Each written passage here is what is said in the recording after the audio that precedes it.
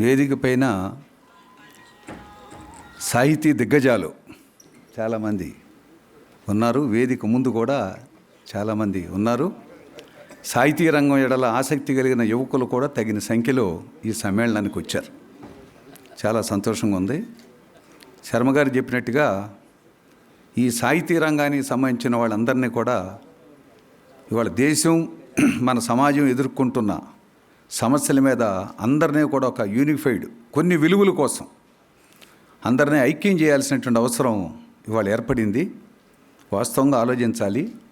79 సంవత్సరాల స్వాతంత్రంలో ఇవాళ దిగజారిపోయినంతగా రాజకీయ రంగంలో కానీ, ఆర్థిక రంగంలో కానీ, సామాజిక రంగంలో కానీ విలువలు పూర్తిగా అడుగంటిపోయినాయి. ఒక రకంగా పాలకవర్గంలో ఉన్న వాళ్ళంతా కూడా ఎలక్ట్రానిక్ మీడియాని, ప్రింట్ మీడియాని కూడా మొత్తం వశపరి చేసుకున్నారు. సాధారణ ప్రజల గొంతు, సాధారణ పేదలు, సామాజిక న్యాయం, ప్రజాస్వామ్యం గొంతు విప్పి ఏదన్నా చెప్పాలంటే పత్రికలు వచ్చే పరిస్థితి లేదు. ఇంత 2 రోజులు జరిపినటువంటి ఈ సభ వార్త ఎన్ని ప్రింటింగ్ పత్రికల్లో వస్తుందో మనకు అర్థం కావట్లా. చాలా తక్కువగా వస్తుంది. ఇటువంటి పరిస్థితుల్లో ఈ సమాజం ఎదుర్కొంటున్న ఈ సమస్యల మీద ఆంధ్ర రాష్ట్రం విడిపోయిన తర్వాత మొత్తం అన్ని రకాల అరసం విరసం ఇంకా అనేక సాహితీ సంస్థలు, రాజయ్య గారు పెట్టినటువంటి సంస్థలు, ఇటువంటి అనేక సంస్థలు అనేక ప్రాంతాల్లో పనిచేస్తున్నాయి. వాళ్ళందరినీ ఒక ఏకీకృతమైనటువంటి అంశాల మీద సమీకరించాలి. ఆ కవుల్ని, సాహితీ మిత్రుల్ని సమీకరించాలనేది ప్రధానమైన ఉద్దేశం. అందుకనే మాకినేని బసవప్పని విజ్ఞాన కేంద్రం ఈ బృహత్తరమైన కార్యక్రమాన్ని చేపట్టింది. కొంతవరకు విజయవంతమయ్యామని చెప్పచ్చు. మరి ఈ 2 రోజుల సభకి మొదట 100 మంది వస్తే పర్లేదు అనుకున్నాం, తర్వాత 200 అనుకున్నాం. ఇప్పుడు తీరా చూస్తే 325 మంది డెలిగేట్స్, 75 మంది సాహితీ మిత్రులు కలిపి 400 మంది వచ్చారు. చిన్న విషయం కాదు ఇది. 28 జిల్లాలు గవర్నమెంట్ నిర్ణయించిన 2 కొత్త జిల్లాలు కలిపి 28 అయితే 27 జిల్లాల ప్రాతినిధ్యం వచ్చింది. ఎక్కడ చిత్తూరు నుంచి, అన్నమయ్య దగ్గర నుంచి అటు శ్రీకాకుళం, పార్వతీపురం దాకా ప్రతినిధులు ఇచ్చారు. పర్లా సాహితీ రంగానికి మళ్ళా తిరిగి ఉధృతంగా మేలుకొలిపి ఈ 1000 పడగల విషనాగుని ఎదిరించేదానికి ఒక కొత్త బాణాలు వేయాలి, కొత్త పోరాటం చేయాలనేటువంటి ఒక స్ఫూర్తి నాకైతే కలిగింది. చాలామందికి కలిగినట్టుగా నేను అర్థం చేసుకున్నా. ఎవరైనా సరే సామాజిక దృక్పథం కలిగిన, ఇప్పుడు రాజపాళెం గారు చెప్పారు, చాలామంది పెద్దలు చెప్పారు, ఒక పుస్తకమో ఒక పేపరో లేకపోతే ఒక గురువో ఆ రకంగా చెప్పిన తర్వాతే వాళ్ళు సామాజిక దృక్పథాన్ని అలవాటు చేసుకుంటూ ఉన్నారు. చాలామందిని పరిశీలించండి. నా వరకు నేను చూసుకున్నా కూడా కొన్ని సాహిత్యం చదివినప్పుడు, ఎందుకు పెద్ద రాజపాళెం గారు చెప్పారు, నేను గురజాడ గురించి అనేక పాఠాలు చెప్తూ నేను సామాజిక స్వభావం నాకు వచ్చింది, నేను భౌతికవాదిని అని చెప్పి అంత పెద్ద ఆయన చెప్పిన తర్వాత ఇంకా దానికి వేరే ఉదాహరణ ఎందుకు? గౌరనాయుడు గారు కూడా చెప్పారు, ఇవాళ రాగలనో లేదో నిన్నటి వరకు ఆదరై వెళ్దామని అనుకున్నాను, సరే వద్దామని వస్తే సాయంత్రం ఇక మొత్తం అయిపోయేదాకా ఉండాలి, నేను మిస్ అయ్యేవాడిని రాకపోతే అని చెప్పి అన్నారు. అంత పెద్ద వాళ్ళే మరి మిస్ అయ్యారంటే ఇది ఖచ్చితంగా మంచి ఫలవంతమైనటువంటి ప్రక్రియ, సమ్మేళనం జరిగినట్టుగా మేము భావిస్తూ ఉన్నాం. మరి వాళ్ళ సమాజంలో రైతులు సంతోషంగా ఉన్నారా? కార్మికులు సంతోషంగా ఉన్నారా?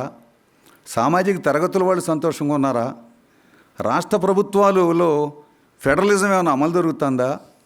ముస్లింలు, క్రిస్టియన్లు అభద్రతాభావంతో ఉన్నారు.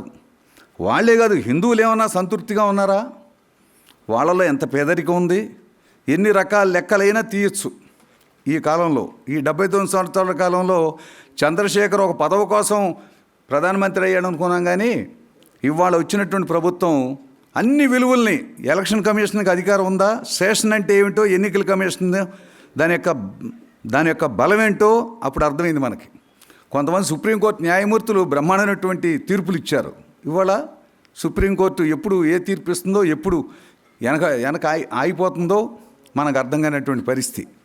ఇట్లా మొత్తం రిజర్వ్ బ్యాంక్ కానీ అన్ని వ్యవస్థలు, అట్లా మానవ విలువల్లో కూడా ఎవరు డబ్బు సంపాదిస్తే వాడే మునగాడు.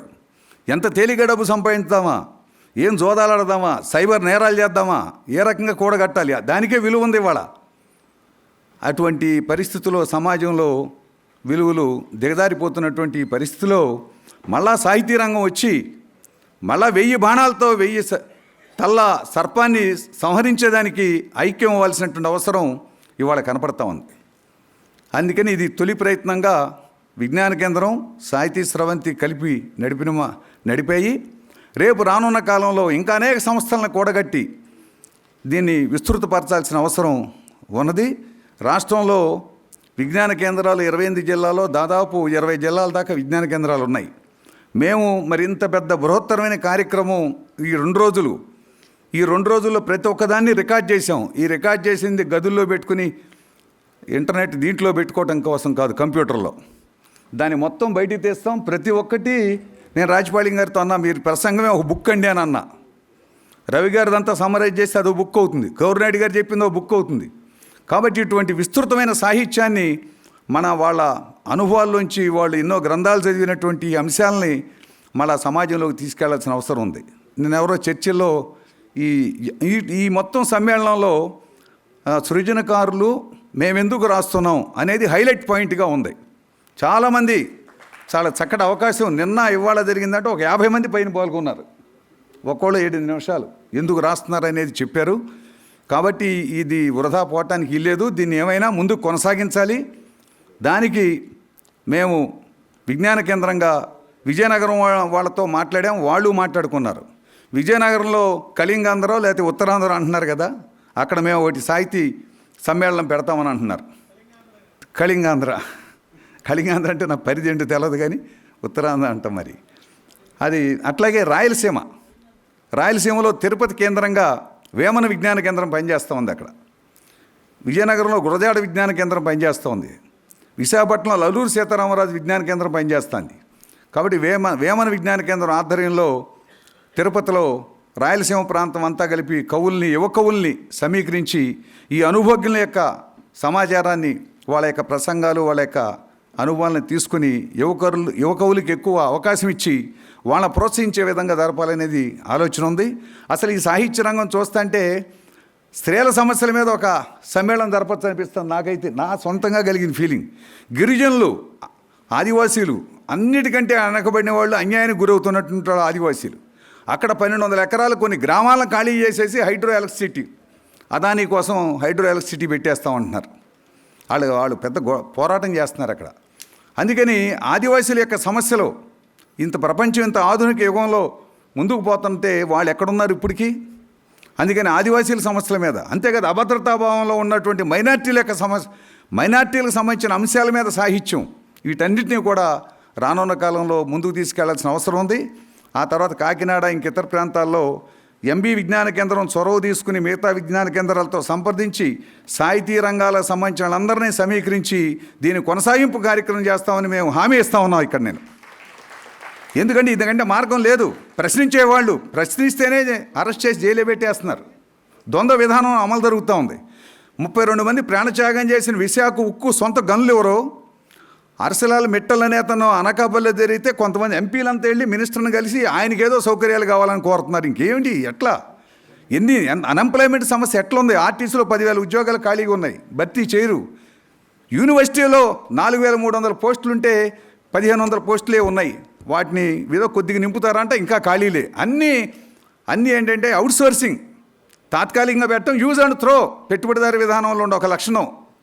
ఆ విధంగా ఉన్నటువంటి పరిస్థితుల్లో ఈ సమాజం ఎదుర్కొంటున్న అనేక అంశాల మీద ఒక యునైటెడ్గా, ఒక ఐక్యంగా ఒక కార్యక్రమం చేపట్టేదానికి, ఇంకా బహుముఖ కార్యక్రమాలు చేపట్టేదానికి మా విజ్ఞాన కేంద్రం, ఎంబీ విజ్ఞాన కేంద్రం చొరవ తీసుకుని మేము చేస్తామని, సాహితీ మిత్రులందరం కలుపుకొని ఇది ఒక సాహితీ ఉద్యమంగా ముందుకు తీసుకెళ్తామని నేను మీ అందరికీ హామీ ఇస్తూ సెలవు తీసుకుంటున్నాను.